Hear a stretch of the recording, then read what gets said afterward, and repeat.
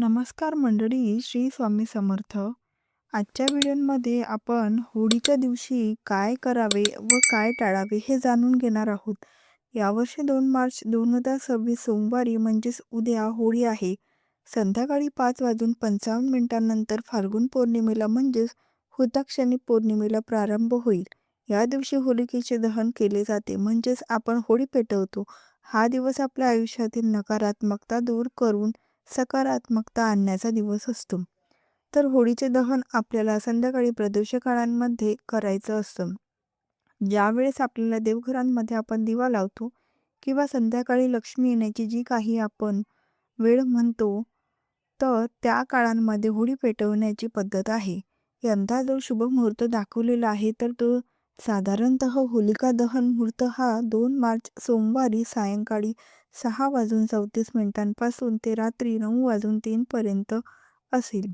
2 घरातील पूर्वतयारी आणि स्वच्छता. होळीच्या दिवशी घराची स्वच्छता केल्याने मनाला खूप शांती मिळते, त्यामुळे घराची स्वच्छता आवश्यक करा.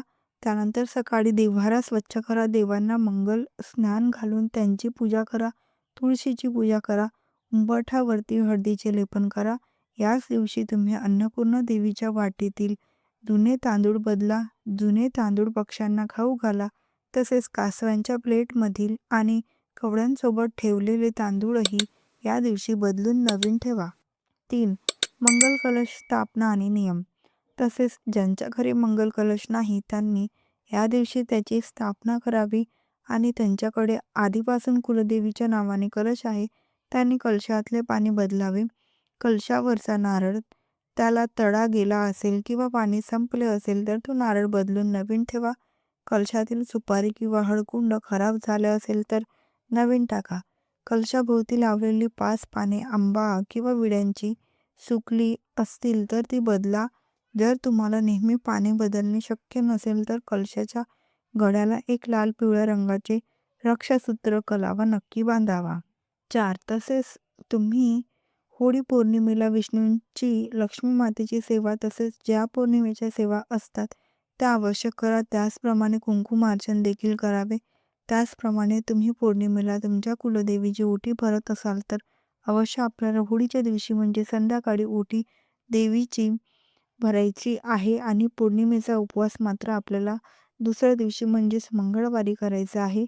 आणि सत्यनारायण देखील आपल्याला सोमवारी संध्याकाळी प्रदोष काळांमध्ये होळी दिवशी करायचा आहे.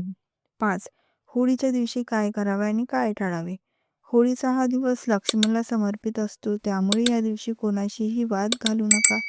सर्वात महत्त्वाचे म्हणजे या दिवशी कोणालाही उसने पैसे देऊ नका आणि कोणाकडून कर्ज घेऊ नका, नाहीतर घरातील लक्ष्मी निघून जाते असे मानले जाते. या दिवशी तुम्ही सायंकाळी प्रदोष काळात सत्यनारायणाची पूजा करू शकता, ते खूप शुभ असते.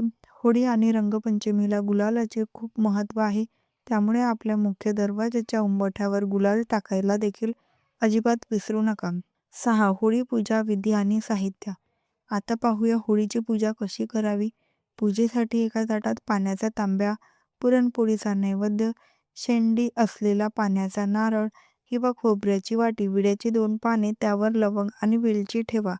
सोबत कापूर, काळे तीळ, तांदूळ, साखर, साखरेचा गाठी, हार, गूळ आणि मूठभर गहू ज्वारी घेऊन होळीच्या ठिकाणी जा. तिथे गेल्यावर प्रथम होळीभोवती गुलाल टाका. होळीला पाणी टाकत टाकत 5 किंवा 7 प्रदक्षिणा घाला. हळदी कुंकू वाहा आणि फुलाचा हार अर्पण करा. त्यानंतर ताटातील सर्व साहित्य होळीत अर्पण करा. होळीला नमस्कार मनभावे करा. घरी आल्यावर देवांना नैवेद्य दाखवून मगच भोजन करा. होळी कोणी पाहू नये. महत्त्वाचे नियम. शास्त्रानुसार काही व्यक्तींनी होलिका दहन पाहणे टाळावे. ज्या मुलीचे नुकतेच लग्न झाले आहे तिने लग्नानंतरचे पहिले वर्ष सासरी होळी पाहू नये. तिला माहेरी पाठवण्याची पद्धत आहे.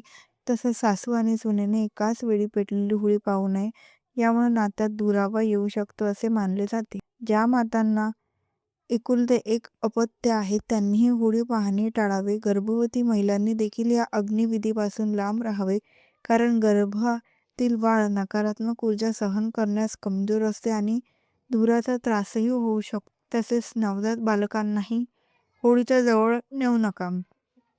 अशा प्रकारे होळी हा सण आनंदाने आणि सर्व नियम पाळून साजरा करा. तुम्हाला ही माहिती कशी वाटली मला कमेंटमध्ये नक्की सांगा. तुम्हाला व्हिडिओ आवडला असेल तर व्हिडिओला नक्की लाईक करा, शेअर करा व चॅनलला सबस्क्राईब करायला मात्र अजिबात विसरू नका. व्हिडिओ शेवटपर्यंत पाहिल्याबद्दल अगदी मनापासून तुमची खूप खूप आभारी आहे. धन्यवाद. श्री स्वामी समर्थ. जय जय स्वामी समर्थ.